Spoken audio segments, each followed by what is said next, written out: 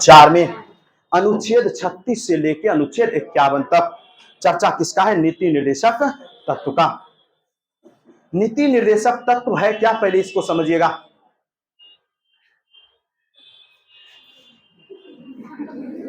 क्या भूकंप आ रहा क्या जी? क्या बोल रहे हैं? अच्छा, नीति निर्देशक तत्व समझ रही है। नीति निर्देशक तत्व हमारे भारत के संविधान में शामिल किया। BN राव ने कहा कि 2 प्रकार का अधिकार दीजिए लोगों को। कितने प्रकार का अधिकार? 2 प्रकार का अधिकार। एक प्रकार का ऐसा अधिकार दीजिए, अगर वो अधिकार लोगों को नहीं मिला तो लोग कहां चले जाएं? सुप्रीम कोर्ट जाके केस कर दे। और एक अधिकार ऐसा दीजिए, अगर उन लोगों को नहीं मिला तो सुप्रीम कोर्ट जा ना पाए। 2 प्रकार का अधिकार दीजिए। और बोला अगर आप चाहते हैं कि पूरे भारत में लोक कल्याणकारी राज्य स्थापित हो, देश में सब लोग सामाजिक, आर्थिक, राजनीतिक न्याय स्थापित हो सके और स्वतंत्रता, समानता और बंधुत्व का विचारधारा भारत में हर जगह फैले, तो आपको नीति निर्देशक तत्व शामिल करना ही पड़ेगा। तो नीति निर्देशक तत्व BN राव ने कहा आप इसको शामिल कीजिए।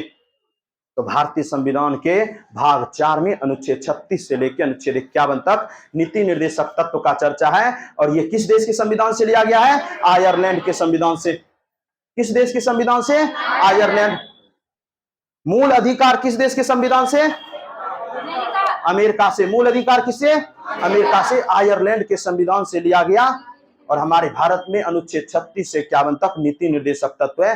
नीति निर्देशक तत्व तो एक राज्य को सलाहकारी संस्था है, सलाह देता है कि आप इस प्रकार से अपने राज्य को चलाइए। जैसे हमारे बिहार के राज्य के मुख्यमंत्री हैं, तो बिहार के राज्य के मुख्यमंत्री का ये मार्गदर्शन करता है कि आप ऐसे ऐसे राज्य चलाइएगा ना, तो आपके राज्य में क्या होगा? जनता का कल्याण होगा। जनता को सामाजिक, आर्थिक और राजनीतिक क्या मिलेगा? न्याय मिलेगा। समानता, स्वतंत्रता का विचारधारा फैलेगा। मतलब राज्य में सब लोग क्या रहेगा? खुशहाल रहेगा। इसी वजह से नीति निर्देशक तत्व को भारतीय संविधान में क्या किया गया? शामिल किया गया। एक व्यक्ति थे KT शाह। KT शाह एक व्यक्ति थे, इतिहासकार थे, इतिहासकार कहते हैं, संविधान के निर्माता मतलब वकील थे, बड़े ज्ञानी व्यक्ति थे। उन्होंने कहा कि नीति निर्देशक तत्व जानते हैं क्या है? बोला क्या है? बोला नीति निर्देशक तत्व एक प्रकार का चेक है जो बैंक अपने सुविधा अनुसार देता है। जो बैंक अपने सुविधा अनुसार देता है। अगर बैंक का मन होगा तो आपको ये चेक देगा, बैंक का मन नहीं होगा तो चेक नहीं देगा। इसको लेके आप, अगर ई फॉलो आपके राज्य में नहीं है तो आप इसको लेके केस कर सकते नहीं है। अगर राज्य का मन है तो ही देगा, नहीं मन है तो नहीं देगा। बात को समझे। जैसे साइकिल आप लोगों को मिलता है स्कूल में, 9th 10th में मिलता है ना साइकिल, छात्रवृत्ति मिलता है लड़की को, महिला को मैट्रिक पास होने पे 10,000, 10,000 की और ज्यादा 10,000, पुरुषों को भी 10,000। पहले महिला को दिया साइकिल, मन हुआ लड़का को नहीं देंगे तो नहीं दिया। आप बोले सरकार पे कोई केस कर पाए? कोई नहीं।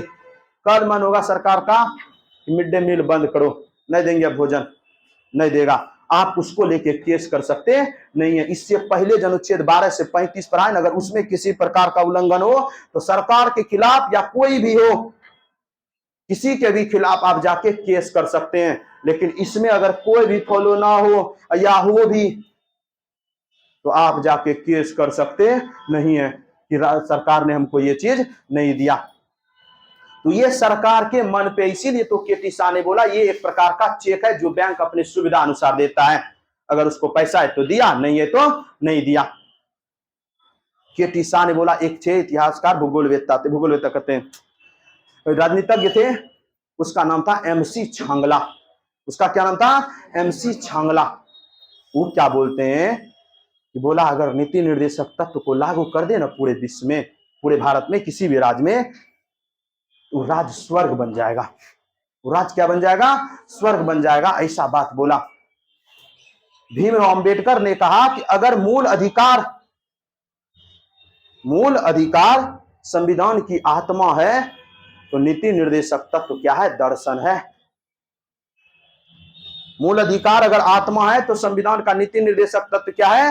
दर्शन है। ऐसा डॉक्टर भीमराव अंबेडकर ने कहा। ऐसा स्टेटमेंट आपसे पूछ सकता है। बीपीएससी इस सब स्टेटमेंट पे बड़ी ध्यान देता है। ये सब स्टेटमेंट आपसे पूछेगा, हम लिख के भेज देंगे वैसे, समझ गए। तो नीति निर्देशक तत्व में डायरेक्ट बात करते हैं। अनुच्छेद 36 और 37 में कुछ नहीं है, राज्य के बारे में परिभाषित किया गया। जैसे आपका 12 और 13 में था, वैसे राज्य को परिभाषा दिया गया है, उसको आपको याद करना भी नहीं है। जितना इंपॉर्टेंट है, इंपॉर्टेंट से भी ज्यादा जो है ना, उसको आपको कवर करवा देंगे, समझ गए। इंपॉर्टेंट से ऑलरेडी ज्यादा चल रहे हैं, तो आप इसको कवर चलिएगा। चलते हैं डायरेक्ट, समझ गए। थोड़ा फास्ट होगा, आज मौलिक कर्तव्य भी खत्म करेंगे, तब कल से डायरेक्ट राष्ट्रपति। कल से क्या? डायरेक्ट राष्ट्रपति। तो चलिए बात करते हैं अनुच्छेद 38 का डायरेक्ट। अनुच्छेद 38 में कहता है कुछ नहीं।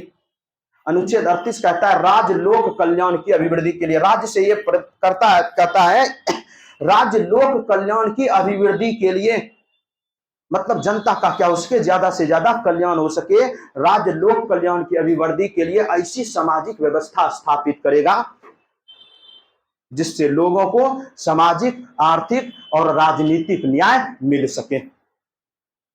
जिससे लोगों को क्या मिल सके? सामाजिक, आर्थिक और राजनीतिक न्याय करने क्या करे? मिल सके। बोला राज्य लोक कल्याण की अभिवृद्धि के लिए, मतलब लोक कल्याण की बात करें तो लोक कल्याण मतलब कहने का सेंस है कि लोक माने जनता, जनता माने कल्याण, लोक माने क्या? कल्याण, जनता का कल्याण की अभिवृद्धि के लिए, उसके कल्याण का बढ़ाने के लिए ऐसी सामाजिक व्यवस्था बनाएगा कि समाज में उसको सामाजिक, आर्थिक और राजनीतिक क्या मिल सके? न्याय मिल सके। वही कहता है राज्य लोक कल्याण की अभिवृद्धि के लिए सामाजिक व्यवस्था बनाएगा जिससे नागरिक को सामाजिक, आर्थिक और राजनीतिक न्याय मिलेगा। ऐसा भारतीय संविधान का कौन कहता है? अनुच्छेद 38 कहता है। फिर आइए अनुच्छेद 39। अनुच्छेद 39 कहता है समान न्याय, निःशुल्क विधिक सहायता, समान कार्य के लिए समान वेतन। कुछ नहीं कहता है, सीधा समझिए, आपको इसमें कुछ नहीं याद रखना है। निःशुल्क विधिक सहायता समझते हैं? निःशुल्क विधिक सहायता, आप अगर केस करने जाते हैं तो आपसे क्या मांगता है? पैसा मांगता है। पुलिस आपसे क्या मांगता है? पैसा मांगता है। बोले क्या? हम बोले, हम क्या अभी बोले 39 का क्या बोले हैं? हम बोल रहे हैं 39 सिर्फ, समझ गए। थोड़ा बात पे भी ध्यान दीजिएगा, समझ गए। हम इसीलिए नहीं बोले हैं, ठीक, ये 39 है। तो चलिएगा, अनुच्छेद 39 कहता है पूरा का पूरा, इसको काटिए, नहीं हो सकता, मिस्टेक होता है कि नहीं। अनुच्छेद 39 कहता है कि निःशुल्क विधिक सहायता, क्या करना है आपको? निःशुल्क विधिक सहायता। निःशुल्क विधिक सहायता की बात करें हम तो मतलब आपको जो भी कानूनी सहायता मिलेगा, क्या मिलेगा? कानूनी सहायता मिलेगा, वो क्या मिलेगा? आपको निःशुल्क मिलेगा, उसको लेके कोई भी आपसे पैसा लिया जाएगा नहीं। उसके बाद समान कार्य के लिए समान वेतन, समान कार्य के लिए समान वेतन, वही है निःशुल्क विधिक सहायता, समान कार्य के लिए समान वेतन। आप लोग जैसे आप भी मास्टर, हम भी मास्टर, स्कूल में बड़ी होता है, बोलता है वो भी 8 घंटा ड्यूटी, हम भी 8 घंटा ड्यूटी। जब दोनों 8 घंटा ड्यूटी तो बराबर ना पैसा, कैसा पैसा? बराबर ना पैसा। दोनों में भिन्नता क्या होना चाहिए? दोनों में भिन्नता होना नहीं चाहिए। और आपको इसका खो और गो, समझ गए। इसका सार्वजनिक धन का स्वामित्व तथा नियंत्रण, उसके बाद धन का समान वितरण, ये दोनों आप याद अगर करना चाहते हैं तो कर लीजिएगा, नहीं तो इंपॉर्टेंट है ना। इसमें अगर सबसे इंपॉर्टेंट पूछेगा तो समान कार्य के लिए समान वेतन, समान कार्य के लिए समान वेतन। अनुच्छेद 39 कहता है कि सबसे पहले निःशुल्क विधिक सहायता, निःशुल्क विधिक सहायता, निःशुल्क विधिक सहायता के साथ साथ समान न्याय। समान न्याय मतलब सबके लिए बराबर कानून है, न्याय भी करेगा, क्या करेगा? समान करेगा। और समान कार्य के लिए समान वेतन। बाकी कुछ नहीं कहता है, कहता है कि राज्य का जो भी आदमी है ना, सार्वजनिक संपत्ति का ऐसा रक्षा करे कि लगे कि ज्यादा से ज्यादा लोगों का क्या हो सके भलाई। उसका ऐसा नहीं सार्वजनिक जगह है तो उसका तोड़फोड़ कर दिए, ऐसा करता है आदमी, कहता है ऐसा करना नहीं चाहिए। सार्वजनिक चीजों का ऐसे राज्य उसका संवर्धन करे ताकि ज्यादा से ज्यादा लोग उसका क्या उठा सके? लाभ उठा सके। तो ये सब ज्यादा आप लोगों के लिए है नहीं, समझ गए। मेन है आपका, देखिएगा इसको आपको याद रखना, मेन याद रखिएगा ई अनुच्छेद 40 किसके बारे में कहता है? ग्राम पंचायतों के संगठन के बारे में। किसके बारे में कहता है? ग्राम पंचायतों का संगठन, मतलब ग्राम पंचायतों का गठन की बात करता है भारतीय संविधान का अनुच्छेद 40। कहता है कि ग्राम पंचायत बताए थे, कहता है कि राज्य से ऐसा रिक्वेस्ट करता है कि संविधान जब बना था तभी का दिया गया है, राज्य से ऐसा रिक्वेस्ट करता है कि आप गांव का विकास के लिए आप वहां किसका गठन कीजिए? ग्राम पंचायत का गठन कीजिए। लेकिन किया कोई ने, तब ना आगे आना पड़ा किसको? जवाहरलाल नेहरू को। तब चलाई सामुदायिक विकास कार्यक्रम 1952 में। और एक क्वेश्चन आया था, राष्ट्रीय विस्तार कार्यक्रम आया था कब? 1953 में। राष्ट्रीय विस्तार कार्यक्रम इसी राष्ट्रीय सामुदायिक विकास कार्यक्रम में, और इसी की जांच को लेकर बलवंत राय मेहता समिति हम चर्चा किए एक बार, और बलवंत राय मेहता समिति सिफारिश किया आप क्या कीजिए? पंचायती राज का गठन कीजिए। लेकिन ये फिक्स है, गारंटी हम अभी बोले ना, ये अगर लागू करेगा नीति निर्देशक तक तो राज्य का मन होगा तो लागू करेगा, राज्य का मन नहीं होगा तो लागू नहीं करेगा। अब राज्य का मन नहीं होगा तो लागू कर पाएगा नहीं, इसीलिए संविधान में अलग से जोड़ा गया भारतीय संविधान का अनुसूची 9 में और 73वां संविधान संशोधन के तहत। बात को समझे, ताकि अनिवार्य रूप से हर राज्य में पंचायतों का गठन हो। चीजों को समझें, बाकी आगे पंचायत आएगा पढ़ाएंगे, पंचायत आएगा, नगर पालिका आपका आएगा। तो ये आपका क्या है? नीति निर्देशक तभी बोले अगर लागू ना करे तो आप कोर्ट में जाके केस कर सकते हैं। नहीं है, राज्य का मन होगा तो लागू करेगा, राज्य का मन नहीं होगा तो लागू नहीं करेगा। समान कार्य के लिए समान वेतन देती है सरकार? नहीं देती है, बिल्कुल नहीं देती है। अभी शिक्षा मित्र वाला मास्टर है और वो मास्टर है, दोनों एक के टाइम पर आता है, एक के टाइम स्कूल जाता है, एक के टाइम से आता है, दोनों का काम एक के है, बराबर पैसा देता है? नहीं देता बराबर पैसा। तो समान कार्य के लिए समान वेतन नहीं है, और ऐसा होगा भी नहीं। समझ गए? हम कहते 10 घंटा डीएम भी ड्यूटी करे और 10 घंटा एसपीओ ड्यूटी करे, दोनों बराबर पेमेंट देगा? है 10 घंटा कलर का ऑफिस का, तो सबका योग्यता है ना, अलग अलग बात नहीं। समझ गए? किसी का सिग्नेचरे काम करता है, किसी दिन भर बोरे उठाएगा, उसका काम किसी का सिग्नेचरे कॉपी है, दोनों में अंतर नहीं है कि? दोनों में अंतर है। तो समान कार्य के लिए समान वेतन नहीं होगा, तुमको जैसा लगता है करेगा ही नहीं। अगला ये अनुच्छेद 41। अनुच्छेद 41 कहता है कुछ दशाओं में काम, शिक्षा और लोक सहायता पाने का अधिकार। आप लोग वृद्धा पेंशन योजना जानते हैं? वृद्धा पेंशन योजना, वृद्धा पेंशन नहीं जानते हैं? विधवा महिला को पेंशन देता है, वही कहता है कुछ दशाओं में लोक सहायता पाने का अधिकार है। सरकार जो बूढ़ी महिलाएं होती है उसको 400 रुपया देती है ना वृद्धा पेंशन में, जो विधवा महिला विकलांग को देता है पेंशन। तो ये सारा का सारा योजना किसकी पूर्ति करता है? अनुच्छेद 41 का। कहता है कुछ दशाओं में काम पाने का अधिकार है, शिक्षा पाने का अधिकार है, और लोक सहायता पाने का क्या है? लोगों का अधिकार है। अगर सरकार का मन नहीं होगा तो वृद्धा पेंशन जबरदस्ती ले सकते नहीं है, लेकिन अगर दे रहा है तो सबको देगा, दे रहा है तो सबको देगा। ऐसा नहीं कि मेरा मुंह अच्छा है तो हमको देगा, आपका मुंह अच्छा नहीं है तो आपको नहीं देगा। बात को समझे? किसी भी प्रकार का भेदभाव नहीं करेगा, देगा तो सबको देगा। इसी के तहत इसी अनुच्छेद 41 की पूर्ति के लिए क्या करने के लिए? अनुच्छेद 41 की पूर्ति करने के लिए 5 प्रकार का योजना चलाया। कब? 15 अगस्त 1995 को। और वही था आपका इंदिरा गांधी वृद्धा पेंशन योजना, इंदिरा गांधी राष्ट्रीय विधवा पेंशन योजना, इंदिरा गांधी राष्ट्रीय विकलांगता पेंशन योजना, और राष्ट्रीय परिवार लाभ योजना, और अन्नपूर्णा योजना। मिलता है ना राशन कार्ड पे अनाज मिलता है ना? नहीं देता है? क्या किलो गेहूं, क्या किलो चावल देता है? ये सब देता है। अब आइए अनुच्छेद 42। अनुच्छेद इसमें अभी सब इंपोर्टेंट हम बता देंगे। अनुच्छेद 42 कहता है काम की न्याय संगत मनोचित दशाओं में और प्रसूति सहायता का उपबंध। इसमें सिर्फ याद रखिएगा ये प्रसूति सहायता, प्रसूति महिलाएं जो होती है, गर्भवती महिलाएं, उसको सरकार सहायता देती है। सबसे पहले उसको 1500 रुपया शायद महीना देता है जब से उसका गर्भधारण होता है, ताकि बच्चे का क्या हो सके? विकास हो सके। और जिस दिन बच्चे का और मन होगा सरकार का देगा, नहीं देने का मन होगा नहीं देगा। जिस दिन बच्चे का जन्म होता है सरकार उस दिन फ्री एम्बुलेंस सेवा उसको देती है, और फ्री एम्बुलेंस के साथ साथ उसको 6000 रुपया उस दिन देता है। आप आराम से खाना पीना खाइए ताकि बच्चे का क्या हो सके? अच्छे से विकास हो सके।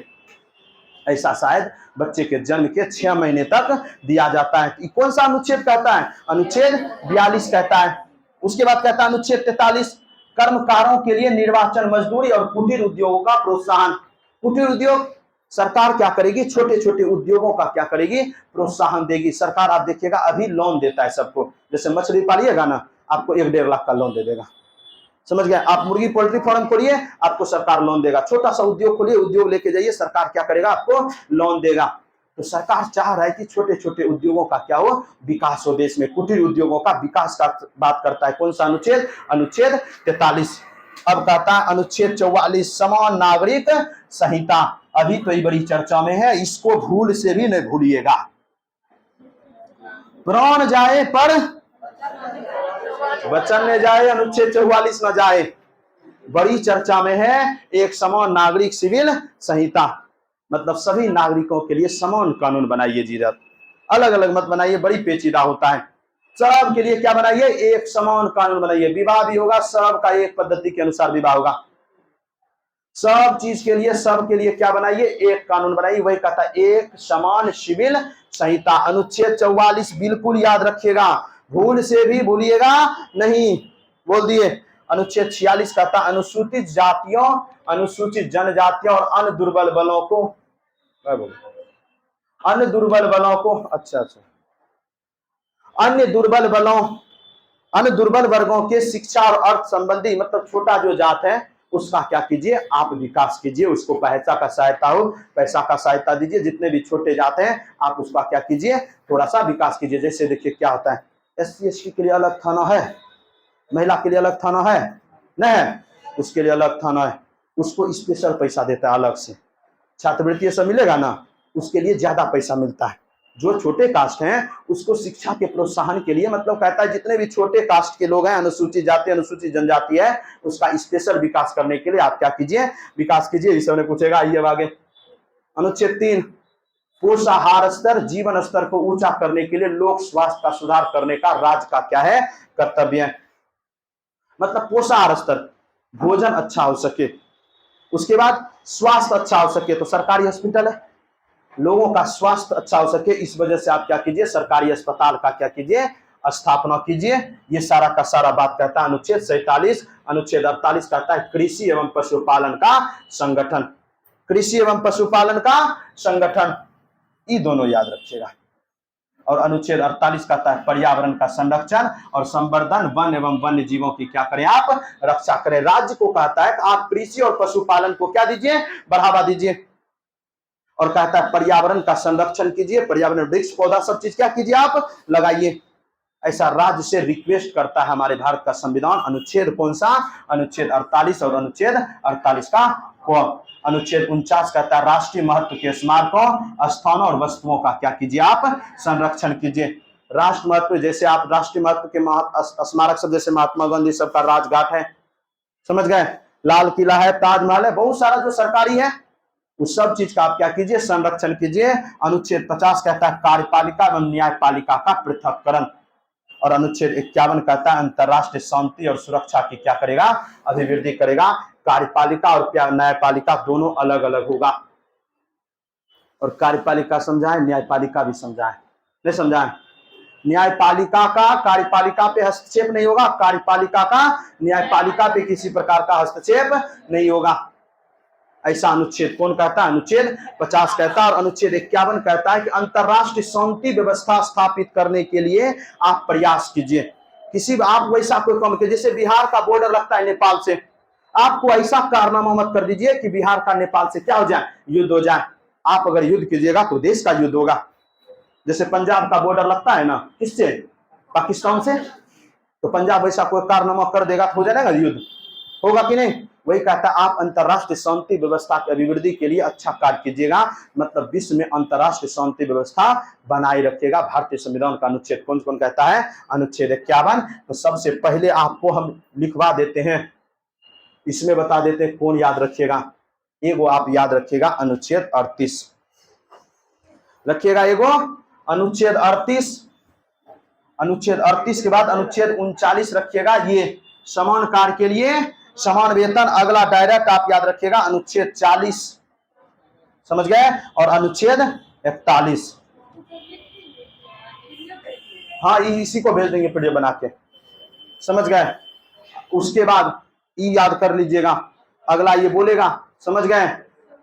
1995 ई आप इसमें सिर्फ याद रखिएगा प्रसूति सहायता, क्या रखिएगा? प्रसूति सहायता।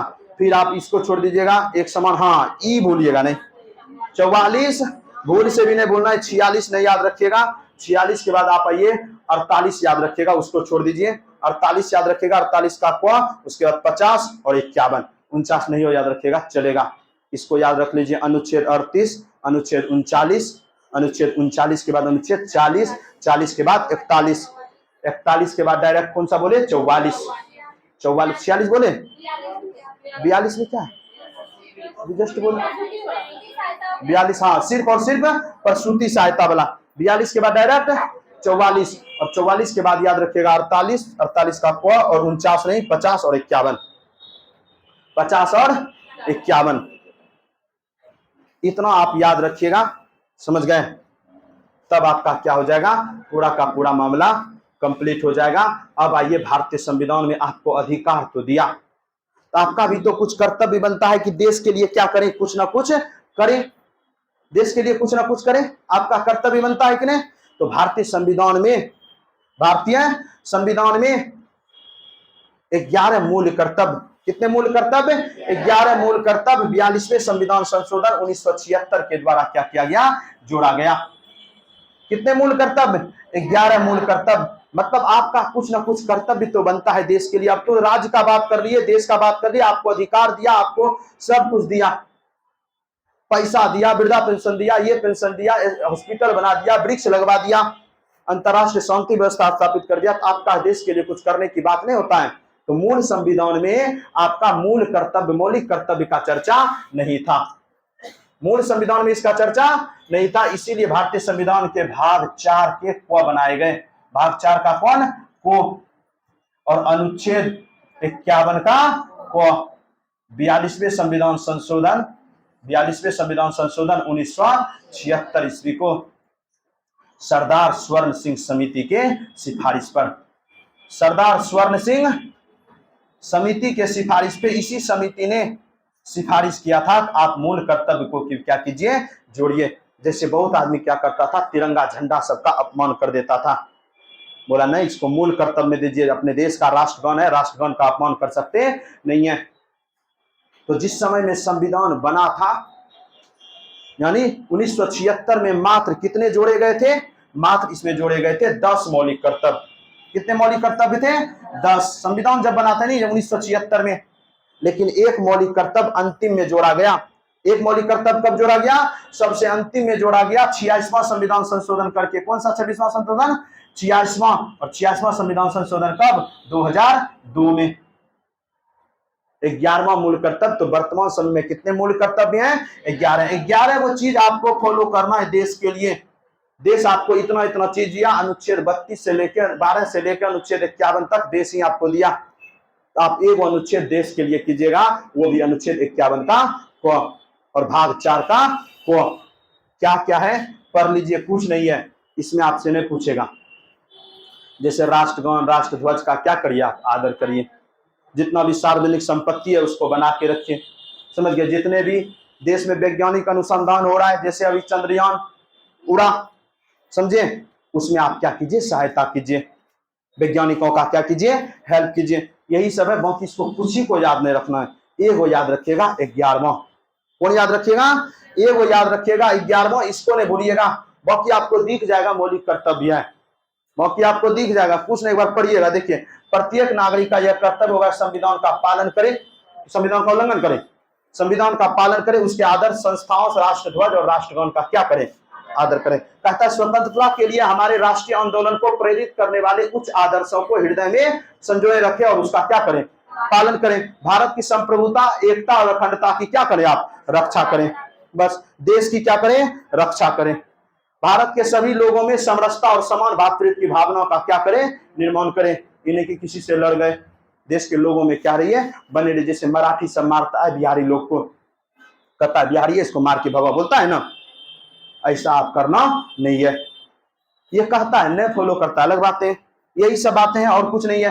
कहता है हमारी सामरिक संस्कृति और गौरवशाली परंपरा का क्या करें, महत्व को समझे, प्राकृतिक पर्यावरण की क्या करें, आप रक्षा करें, वैज्ञानिक दृष्टिकोण और ज्ञान अर्जन की भावना का क्या करें, विकास करें, सार्वजनिक संपत्ति को क्या रखें, आप सुरक्षित रखें, व्यक्तिगत और सामूहिक गतिविधियों के सभी क्षेत्रों में उत्कर्ष को बढ़ने का क्या करें, सतत प्रयास करें, मतलब देश का डेवलपमेंट हो।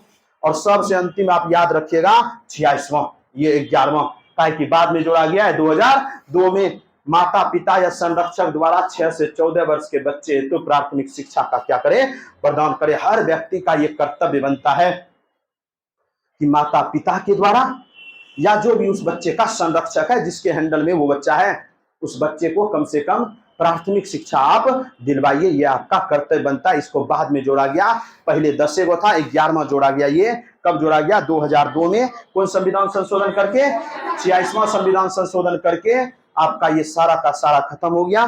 समझ गए, इसको एक बार पढ़ लीजिएगा, इसे बैठ के रटिएगा ना, इसे फालतू समय चले जाएगा, बिल्कुल नहीं। जितना हम बताएं उतना रट लीजिएगा, अगर उसमें रट लीजिएगा ना, जितना हम टिक लगाए ना उतना रट लीजिए, बाकी बाहरी बैगन छोड़ दीजिएगा आप।